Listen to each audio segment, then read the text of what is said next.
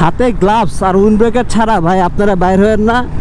At least মানে দুপুর টাইমটা যে পরিমাণ গরম পড়ে, যে রোদের তাপ, এটার উপরে দিয়ে মনে হচ্ছে গরমের তাপ লাগতেছে। আমার জুতা মানে তাপে,